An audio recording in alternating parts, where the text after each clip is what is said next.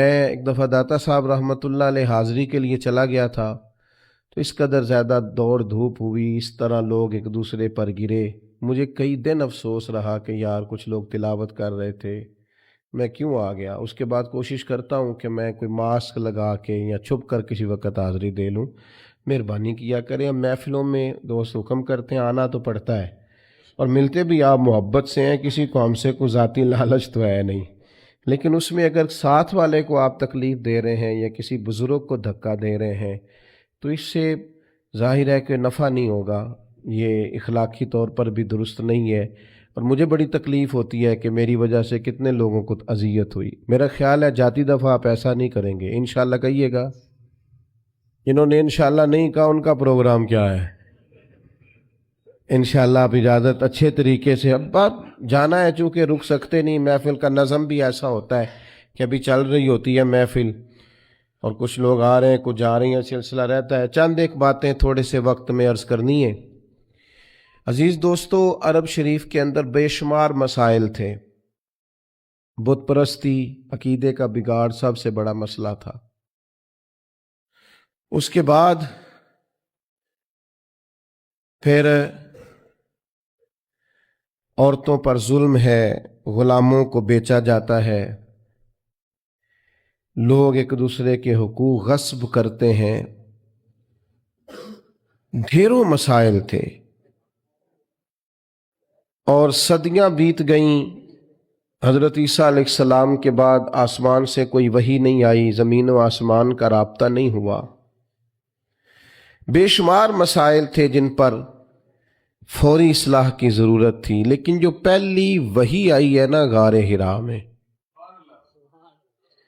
جو صدیوں بعد زمین کا آسمان کا آپس میں پہلا رابطہ ہوا ہے، وہ نہ تو بظاہر عقیدہ توحید پر ہے، نہ عورتوں کے حقوق کی بات کرتی ہے، نہ غلاموں کی بات کرتی ہے۔ جو پہلی وحی نازل ہوئی ہے وہ وحی یہ کہتی ہے کہ اقرأ بسم ربک الذی خلق، پڑھو اپنے رب کے نام سے جس نے پیدا کیا ہے۔ جو پہلی وحی نازل ہوتی ہے وہ یہ کہتی ہے کہ اپنے رب کے نام سے پڑھو۔ معنی کیا ہے کہ پڑھو گے نا اللہ کے نام سے، کتاب و سنت کو پڑھو گے تو عقیدہ توحید بھی ٹھیک ہو جائے گا، عورتوں کے حقوق کی بھی سمجھ آ جائے گی۔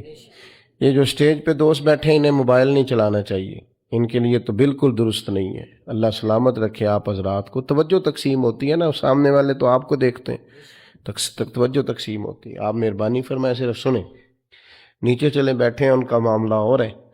بھائیوں، پہلی وحی جو نازل ہوتی ہے وہ علم کی بات کرتی ہے۔ تعلیم اتنی بڑی روشنی ہے جس کی وجہ سے سارے اندھیرے ہی ختم ہو جاتے ہیں۔ بعض اوقات نا اندھیرے زیادہ ہوتے ہیں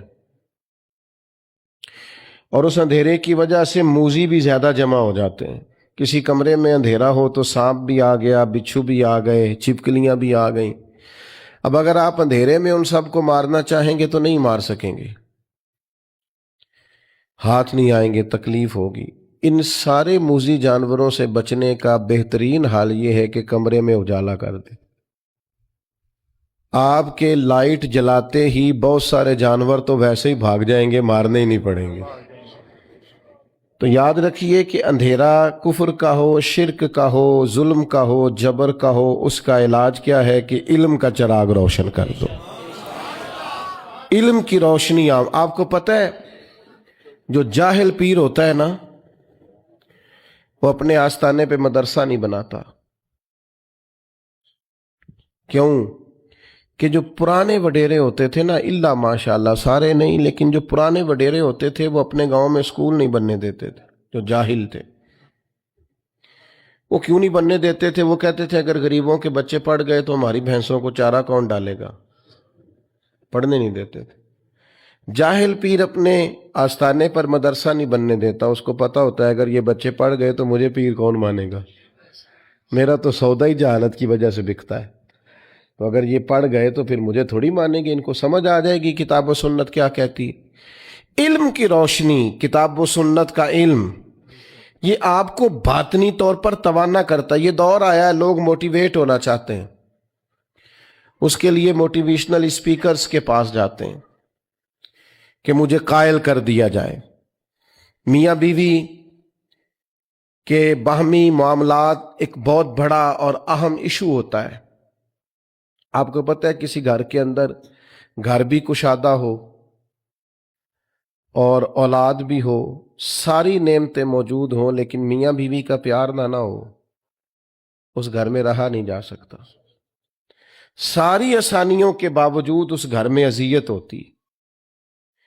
اب اس پر کتابیں لکھی جاتی ہیں، اب تو باقاعدہ سیشن ہونے لگے ہیں، لوگ موٹیویٹ ہوتے ہیں کہ حقوق کا پتہ چلے، ایک دوسرے کے ساتھ گزارا کیسے کرنا ہے۔ میں کہتا ہوں آپ ساری تعلیمات چھوڑیں، قرآن و سنت سے فیض لیں، آپ کا سینہ روشن کر دے گا۔ ایک جملہ قرآن مجید کا، ہن لباس لکم وانتم لباس لہن، مرد عورت کا لباس ہے، عورت مرد کا لباس ہے۔ یہ ایک جملہ قرآن مجید کا، صرف ایک، مرد عورت کا لباس ہے اور عورت، یہ صرف ایک جملہ سمجھ میں آ جائے نا تو آپ کبھی غور کریں تو آپ کو اندازہ ہوگا۔ بڑی باتیں یہاں بڑے خوبصورت پہلو علماء تفسیر نے چھیڑے ہیں۔ 3 باتیں عرض کرتا ہوں۔ علماء نے لکھا ہے مرد عورت کا لباس ہے۔ یہ دیکھیں کتاب و سنت کے علم کی روشنی کا کیا حال ہے۔ مرد عورت کا لباس ہے اور عورت مرد کا لباس ہے۔ فرماتے ہیں پہلی بات یہ ہے کہ گرمی ہو یا سردی ہو، جسم کو موسم کی شدت سے لباس ہی بچاتا ہے۔ آپ یعنی سخت گرمیوں میں بھی لوگ کہتے ہیں سر پہ کپڑا لے لو تاکہ دھوپ کی تمازت سے بچ سکو۔ گرمی ہو یا سردی ہو، موسم کی شدت سے لباس بچاتا ہے۔ تو میاں بیوی بھی ایک دوسرے کو حالات کی شدت سے بچاتے ہیں۔ یہ اس رشتے کی خوبصورتی ہے۔ پھر آپ یہ دیکھیں کہ بعض اوقات جسم پر دھبے ہوتے ہیں، عیب ہوتے ہیں، لباس پہن لیں تو سارے چھپ جاتے ہیں۔ معنی کیا ہے؟ میاں بیوی ایک دوسرے کے عیب چھپاتے ہیں۔ پھر انسان کتنا بھی خوبصورت کیوں نہ ہو، بغیر لباس کے خوبصورت نہیں ہوتا۔ اللہ کرے آپ کو سمجھ آئے۔ لوگ یہ نہیں کہتے بندہ اچھا لگ رہا ہے، کہتے ہیں کپڑے کتنے اچھے لگ رہے ہیں۔ یہ لباس پہننا ہے، اس میں آپ کتنے سجے ہیں، کتنے پیارے لگ رہے ہیں۔ دین نے کہا میاں بیوی ایک دوسرے کا لباس ہے، مرد بیوی کی وجہ سے سجے گا، عورت خاوند کی وجہ سے زینت پائے گی۔ تو قرآن مجید کا جو علم ہے، قرآن مجید کی جو تعلیمات ہیں، کتاب و سنت کے جو ارشادات ہیں، وہ تازہ دم کریں گے۔ جب تک امت قرآن مجید سے رہنمائی لے گی، جب تک امت قرآن مجید کی طرف رغبت کرے گی، حدیث پاک کی طرف توجہ کرے گی، یہ آسان زندگی گزارے گی۔ لیکن ہم نا برکت کے لیے تو قرآن مجید پڑھتے ہیں، نئی دکان شروع کرتے ہیں، لوگ تلاوت کراتے ہیں نا وہاں، کس لیے؟ تلاوت تو اس لیے کرانی چاہیے تھی کہ میں دکان اس طرح چلاؤں گا جس طرح قرآن بتاتا ہے، میں اس طرح تجارت کروں گا جو احکامات، اس لیے کرانی چاہیے تھی نا۔ لیکن عجیب فلسفہ ہے نا، قرآن پڑھایا جا رہا ہے دکان پہ، اور اگر کام سارے وہ ہوں جو قرآن مجید کی تعلیم کے مخالف ہے تو برکت آئے گی قرآن پڑھنے سے؟ آپ تجارت اس طرح کریں جو تعلیم قرآن ارشاد فرماتا ہے۔ آپ صرف برکت دیکھیں جی میں نے نیا مکان بنایا ہے تو قرآن پڑھا لو، کس لیے؟ آپ یہ بتائیں کہ آپ نے مکان اسی طرح بنایا نا حلال پیسوں کا جو قرآن بتاتا ہے؟ آپ اس میں زندگی اسی طرح گزاریں گے جو قرآن تعلیم دیتا ہے؟ تعلیم قرآن کے مطابق قرآن کہتا ہے یا ایھا الذین آمنوا قوا انفسکم واہلیکم نارا، اے ایمان والو خود بھی جہنم سے بچو اور اپنے گھر والوں کو بھی جہنم سے بچاؤ۔ یہ قرآن مجید گھر بتانے کا طریقہ بتاتا ہے کہ کوئی ایسا کام نہ کرنا جو دوزخ میں لے جائے۔ تم نے خود بھی بچنا۔ حضرت عمر رضی اللہ تعالیٰ عنہ نے یہ آیت نازل ہوئی تو نبی کریم علیہ السلام سے پوچھا یا رسول اللہ اس کا معنی کیا ہے؟ خود بھی دوزخ سے بچو اور اپنے گھر والوں کو بھی بچاؤ، اس کا کیا معنی ہے؟ تو نبی پاک علیہ السلام نے فرمایا عمر اس کا معنی یہ ہے کہ جن چیزوں کا اللہ رسول تمہیں حکم دیتے ہیں तुम अपने घर वालों को उन चीज़ों का हुक्म दो, और जिन चीज़ों से रब रसूल तुम्हें मना करते हैं तुम अपने घर वालों को उन चीज़ों से मना करो। मतलब क्या हुआ कि घर उस तरह चलाओ जो दीन कहता है, अपने घर के अंदर निज़ाम वो नाफिज करो जो कुरान और हदीस का निज़ाम है, जो कुरान और सुन्नत का पैगाम है। लेकिन लोग तिलावत कराएंगे घर में बरकत के लिए, कुरान के मुताबिक घर चलाने की कोशिश। सहाबा का ये तरीका था कि कुरान और सुन्नत का जो हुक्म उन्हें मिलता था उस पर अमल करते थे। हमारे यहाँ बड़ी बरकत होती है माशाल्लाह जी, तिलावत हो जाए पहले, अल्लाह खैर करे, सियासी जलसों में भी पहले तिलावत होती है, बाद में तर्जमा भी होता है। ओ खुदा के बंदे, इनसे पूछ कि तिलावत और तर्जमे की हद, और पता नहीं किस बीमारी का नाम है जमहूरियत, और किस खास अफीम का नाम लोगों ने रख लिया है जमहूरियत, ना किसी जमात में है ना किसी जगह है। और पता नहीं, इस्लाम तो किसी जमहूरियत का कायल नहीं, इस्लाम तो खिलाफत का कायल है। इस्लाम तो कहता है कि आपको कोई नया कानून बनाने की जरूरत नहीं, कानून तो अल्लाह रसूल ने बना दिए, आप नायब बन के उनका निफाज करें, बात खत्म हो गई। और लोग अपना अपना चूरन बेचते हैं। और कौम को, वो जिस जमाने में गालबन 97 में या 99 में एक हुकूमत बदली थी, तो मैं सुबह सुबह एक जगह पे अखबार पढ़ रहा था, तो एक बाबा जी नाश्ता बेचा करते थे। मैंने उनसे कहा आपको पता है रात की हुकूमत बदल गई? कहता पुत्र जेड़ा मर्जी आवे, मैं तो मजदूरी करके रोटी खानी, सानू तो हुकूमत ना कदे कोई फायदा नजर, मेहनत करते हैं तो खाते हैं, कहीं नजर नहीं आता ये मामला क्या है। तो भाई याद रखेंगे आप कि आप तिलावतें तो करा रहे हैं असेंबलियों में भी, दीगर जगहों, ये भी बताएं कि कुरान के निज़ाम के मुताबिक चला रहे हैं नज़्म को। कुरान मजीद, हदीस पाक, ये अमल के लिए है। हमारे यहाँ जलसे होते हैं, कितने घंटे की तकरीर हुई? 3 घंटे की। कितने घंटे की तकरीर हुई? 2 घंटे। कितने घंटे की तकरीर हुई? 1.5 घंटे की। अब आप सारी तकरीर छोड़ें, 5 मिनट उस जो तकरीर है उसमें से 5 मिनट वाली तकरीर पे अमल करें, जो बताया गया उसमें से 5। मैं एक जगह पे बयान के लिए गया तो गुफ्तगू मैंने की, मैं आ गया, अगले साल वो दोस्त फिर आ गए, कहने लगे पिछले साल आपने 25 मिनट तकरीर की थी, ऐत की लंबी कीजिएगा। मैंने कहा 25 मिनट वाली पे अमल हो गया? अगर तो 25 मिनट वाली पे अमल हो गया तो चलो इस दफ़ा 40 मिनट कर लेते हैं। लेकिन अगर हमने कुरान और हदीस को भी माशअल्लाह कानों के जायके के लिए रखा हुआ है, क्या बात की, बड़ा मजा आया माशाल्लाह, वो अमल कब करना? सहाबाए किराम ने किताब व सुन्नत को लिया तो वो समझते थे यही तालीमात निजात है, जो हुक्म आया अमल किया। अल्लाह ने फरमाया लन तनालुल बिर्रा हत्ता तुनफिकू मिम्मा तुहिब्बून, तुम हरगिज भलाई को नहीं पहुंचोगे जब तक अपनी प्यारी चीज खर्च ना करो। हमने भी आयत सुनी है ना कई दफा। मैं आपसे हाँ ना नहीं कराता, आप बोलिएगा ना, बस अपने दिल से पूछिएगा क्या कभी कोई प्यारी चीज खर्च की है अल्लाह के रास्ते में? ये बड़ी प्यारी थी, रब के रास्ते में दे दी। यहां तो मस्जिद की टोपी में वो नोट निकल आते हैं जो चलते ही नहीं। प्यारी चीज खर्च कर रहे हैं ना अल्लाह के रास्ते में।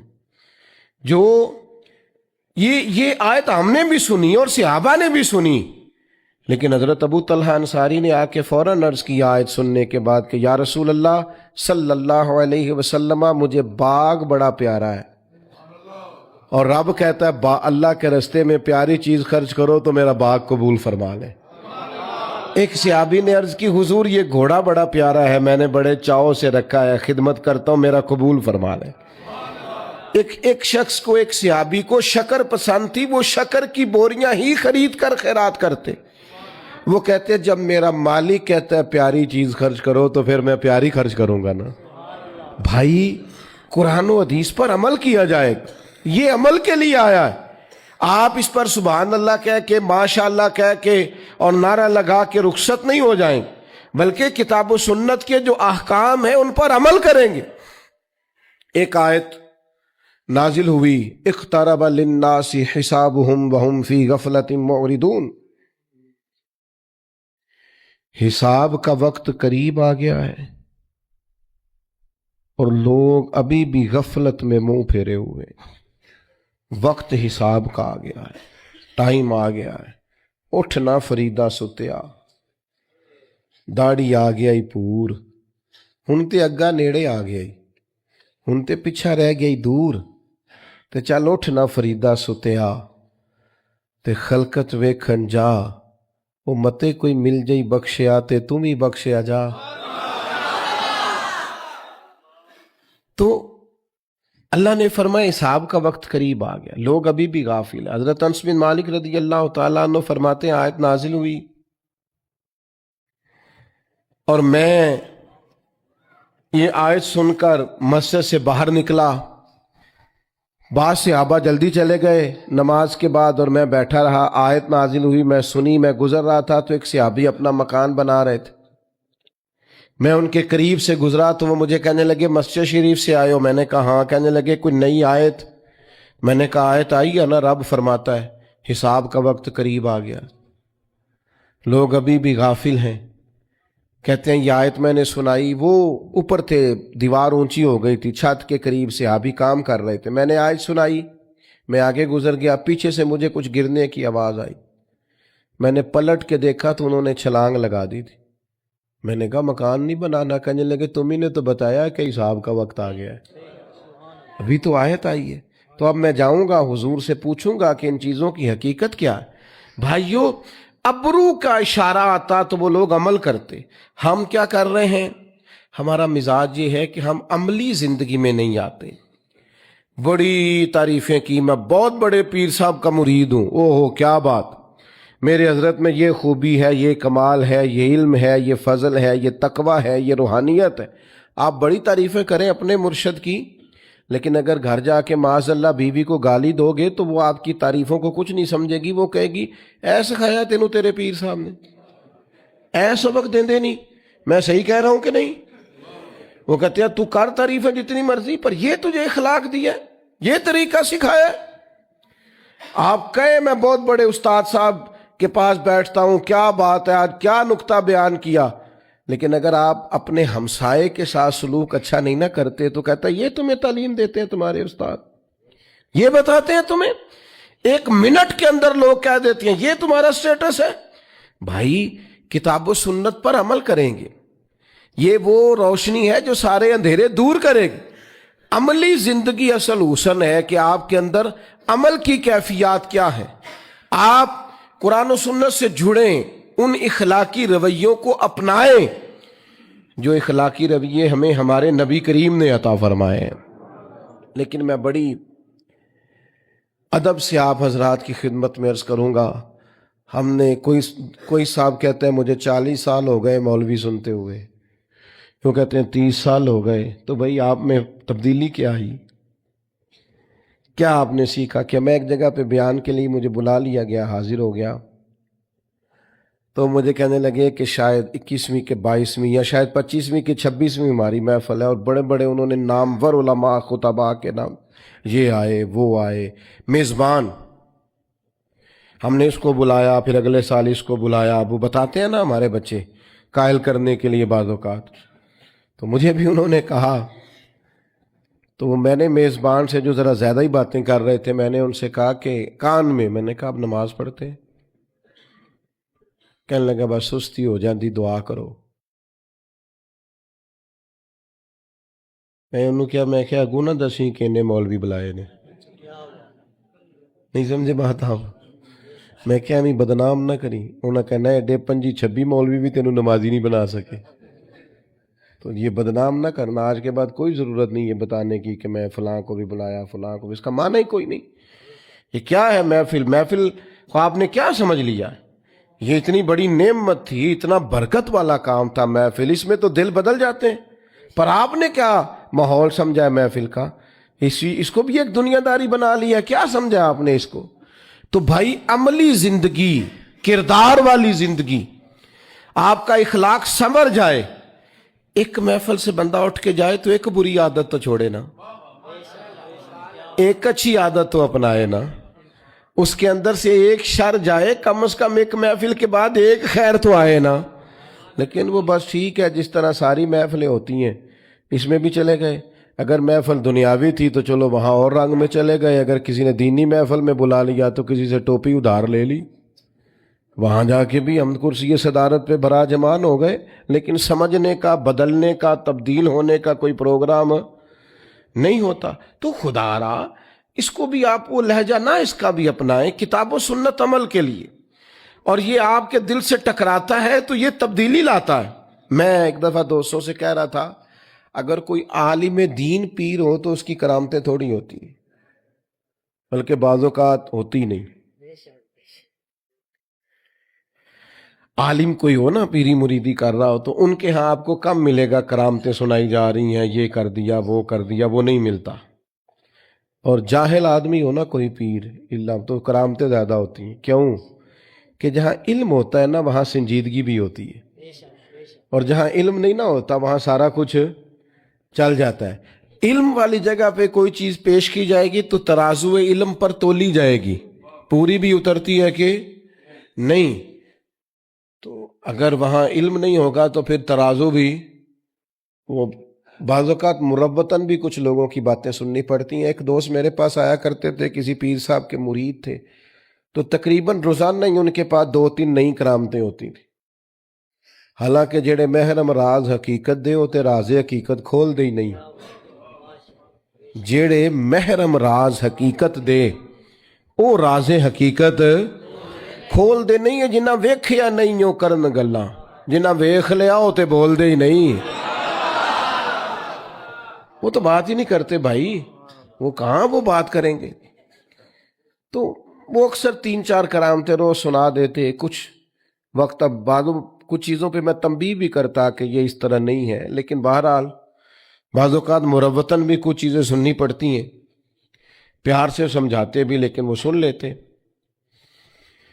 کچھ عرصے کے بعد ایک دن مجھ سے وہ مسئلہ پوچھنے آئے، کہنے لگے کہ وہ اس طرح بھائی نے طلاق دے دی ہے تو اس میں کوئی مسئلہ بتائیں۔ تو میں انہوں کیا پیرانوں پوچھ،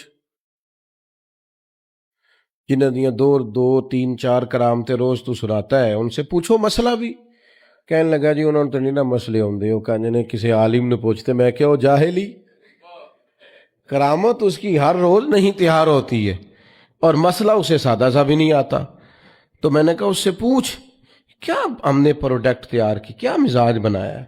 ویسے ہمیں سارا پتہ ہوتا ہے جوتے کہاں سے ٹھیک ملتے ہیں، پتہ ہوتا ہے کہ جناب سوٹ کہاں سے اچھا ملتا ہے، سلائی کون اچھی کرتا ہے، تو دین کون اچھا بتاتا ہے یہ بھی تو ہمیں پتہ ہونا چاہیے نا۔ کون سا پیر ہے جو عالم ہے اور عامل ہے، ہمیں علم ہونا چاہیے۔ تو میں نے زیادہ باتیں نہیں کرنی، وقت بہت زیادہ ہو گیا، اور موسم میں بھی کچھ باہر آج شدت ہے، اور آپ بھی میں دیکھ رہا ہوں کچھ دوست سب اندر بیٹھے کچھ گرمی اور گھٹن بھی محسوس کر رہے ہیں۔ تو میں نے اپنی بات کو سمیٹنا ہے، عمل کریں۔ ایک تو قرآن و حدیث کو صحیح طور پر پڑھیں اور زندگی عمل والی بنائیں۔ جب کوئی بات رب رسول کی پہنچ جائے پھر وہ عمل کے لیے، اس پر پھر ہمیشہ بڑا مشکل کام ہوتا ہے اپنے ملازم کو بھی اسی طرح کا جوڑا پہنانا جس طرح کا بندہ خود پہنتا ہے۔ لوگ جب پرانے کپڑے اتار کے کسی کو دیتے ہیں تو کہتے ہیں اجے نویں ہی نے، حالانکہ جے نویں ہی ہوندے تو دینے کوئی نہیں ساسو، ایسے ہی بول رہا ہے جان بوجھ کے۔ اور پھر ہمارے زمانے میں تو جس بیچارے کے پاس ڈرائیور رکھنے کے پیسے ہوتے ہیں اس کی یہ بھی خواہش ہوتی کہ میری گاڑی کا دروازہ بھی ڈرائیور ہی کھولے۔ حالانکہ اتنا بندے کو کمزور نہیں ہو جانا چاہیے، لیکن بس ذہن بن جاتا ہے نا۔ یہ بڑا مشکل مرحلہ ہے کہ آپ اپنے ملازم کو، اپنے خادم کو بھی اس لیول کا کھانا پینا پہننا دیں جو آپ پہنتے ہیں۔ یہ آسان نہیں ہوتا، لیکن ایک مقام پہ صرف نبی کریم نے حضرت ابو ذر غفاری سے کہا، فرماتے ہیں میں نے کسی غلام کو ڈانٹ دیا تھا تو محبوب نے فرمایا یہ تمہارے بھائی ہیں بھائی، جیسا خود کھانا ویسا انہیں بھی کھلانا، جیسا خود پہننا ویسا۔ تو ایک دن حضرت ابو ذر غفاری اپنے غلام کے ساتھ باہر نکلے تو آقا اور غلام نے ایک طرح کے ایک لیول کے لباس پہنا ہوا تھا۔ تو ایک شخص نے کہا ابو ذر یہ تو یہاں رواج نہیں ہے۔ فرمایا کیا کروں، پہلے نہیں تھا، اب مدینے والے کا کلمہ جو پڑھ لیا ہے، اب ہم بدل گئے ہیں، ہمارے انداز بدل گئے ہیں، اب ہماری زندگیاں عملی زندگیاں، اب ہم کوشش کرتے ہیں کہ ہم وہ سارا کچھ اپنائیں جو اللہ رسول ہم سے مطالبہ کرتے ہیں۔ عزیز بھائیوں یاد رکھیے گا، ہمیشہ زندگی عمل سے بنے گی۔ آپ خالی باتیں کریں، سارا دن کریں، کسی کو کیا اثر ہوتا ہے؟ اور پھر آپ تجربہ کر کے دیکھ لیں، آپ جو کہتے ہیں وہ نہیں کرتے بچے وہ کرتے ہیں جو ہم۔ نماز کیا ہے؟ وہ بھی مصلی میں آپ کے ساتھ آگے کھڑا ہو جائے گا۔ وہ کئی دفعہ دادا کو نانا کو سجدہ نہیں کرنے دیتا، آگے لیٹ جاتا ہے، وہ بھی سجدے کر رہا ہے، اسے پتہ نہیں کس سمت سجدہ کرنا ہے، لیکن جو آپ کرتے ہیں بچے بھی وہ کرتے ہیں۔ عملی زندگی میں آپ نے چلو کبھی کہا ہوگا گھر میں کوئی مجبوری ہوگی، کسی مجبوری کے تحت آپ نے کہا ہوگا بچے سے کہ باہر جا کے کہہ دے میں گھر نہیں۔ ایک دفعہ آپ نے جھوٹ بلوایا بچے سے،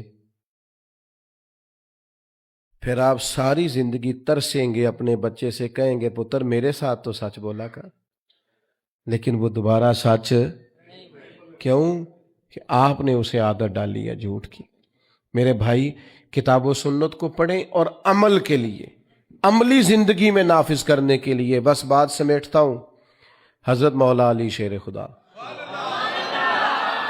رضی اللہ تعالی عنہ بازار چلے گئے، اپنے غلام کو ساتھ لے گئے، 2 جوڑے خریدے پہننے کے لیے، ایک ذرا مہنگا تھا ایک سستا تھا۔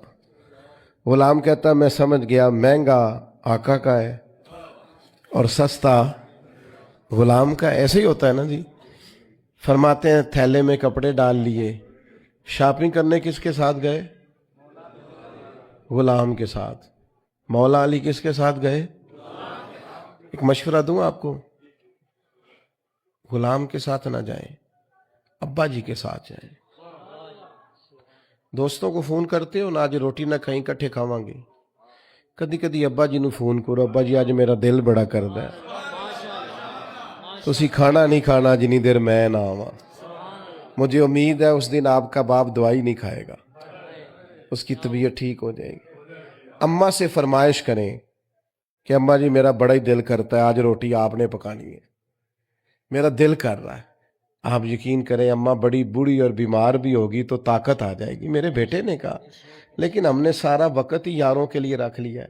ماں باپ کو خرچہ نہ دو، ٹائم دو، چھوٹے چھوٹے مشورے ابا جی سے کیا کرو، چھوٹی چھوٹی باتیں اماں سے پوچھا کرو۔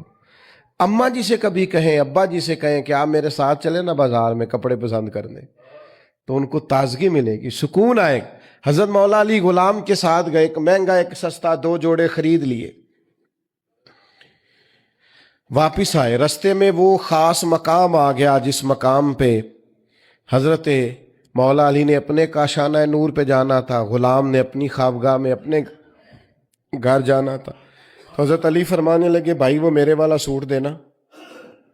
اس نے وہ مہنگا نکال کے دیا، تو حضرت علی فرمانے لگے یہ نہیں میرا تو وہ دوسرا ہے۔ غلام کہنے لگا حضور آپ مہنگا پہنے نا، آپ آقا ہے میں غلام ہوں، آپ پہنے نا مہنگا۔ تو حضرت علی عالم ہے نا، فرمانے لگے اگر کسی دلیل سے ہی تقسیم کرنا ہے نا تو دلیل میں دے دیتا ہوں۔ کہا جناب کون سی؟ فرمایا اگر دلیل سے ہی بانٹنا ہے تو مہنگا پہن لے، تو جوان ہے، اور میں سستا پہن لیتا ہوں، میں بوڑھا ہوں۔ چلو دلیل سے ہی تقسیم کرنا ہے تو یوں کر لیں، عمل والی زندگی، کردار والی زندگی، باتیں تھوڑی بھی ہو جائیں، تقریریں تھوڑی بھی ہو جائیں، گفت و شنید تھوڑی بھی ہو جائے، پر دوستو عمل۔ اور میں نوجوانوں سے بالخصوص کہوں گا اگر آج آپ نے سچ بولنا شروع نہ کیا تو پھر آخری عمر تک سچ کی عادت نہیں ہوگی۔ آج خوددار بنے، عزت نفس کا مزاج بنائیں، جو آپ کا ہے صرف اسے ہی لیں، قناعت پسند بنے۔ آج بنیں گے تو بہتری آ جائے گی، لیکن اگر آج آپ پابند نہیں ہیں سچائی کے، دیانتداری کے، نماز کے، تو پھر بعد میں یہ ضروریات کبھی بھی آپ کو حاصل۔ اپنی زندگی کو ایک خوبصورت رول ماڈل بنائیں، اچھا نمونہ بنائیں، آپ ایک زبردست شہری بنیں، گفتگو میں نہیں، مہنگا موبائل رکھنے میں نہیں، اعلیٰ کپڑے پہننے میں نہیں، بننے سنورنے میں نہیں، کردار میں، اخلاق میں، اطوار میں اپنے آپ کو بہتر کریں۔ میں زیادہ بات بھی کر سکتا تھا لیکن میں کیفیت سمجھ رہا ہوں ماحول کی کہ یہیں پر مجھے اپنی گفتگو کو سمیٹنا چاہیے۔ اللہ کے حضور دعا ہے اللہ ہماری حاضری کو قبول اٹھے نہیں جی